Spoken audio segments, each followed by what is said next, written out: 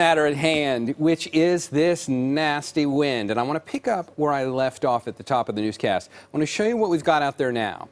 But then I'm going to get to the good news and how these things are going to start to calm down really within the next few hours for most of us. Current wind speeds still sustained in the 20s. There's San Francisco with a sustained wind at 26. We hit gusts in the low 50s in the city today. 22 for Half Moon Bay. Most other places, especially the North Bay, are seeing things calm down already. And if we look at what the gusts are doing right now, we're still hitting a 35-mile-an-hour gust in Hayward. So it's still rough out there.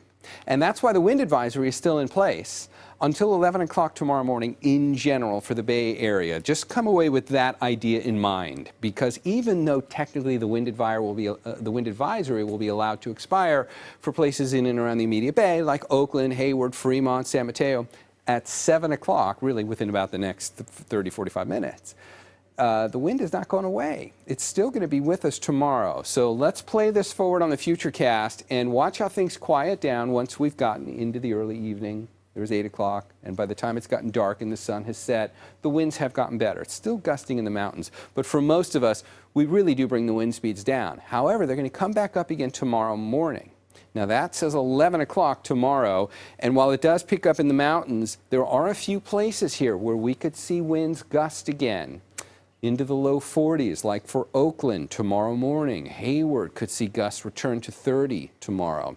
Most other locations should not see the wind as bad. It won't be as widespread tomorrow morning, it won't be as tense, and it won't last as long, but we have to be prepared for just another little uptick in the wind late tomorrow morning. That's why that wind advisory stays in effect until 11 a.m. If we look at the North Bay, it's the same story up here, because while things have already begun to quiet down up there, they will pick back up again. That, again, gets us into the 11 o'clock hour tomorrow morning, and we're seeing gusts getting back up close to the 30s.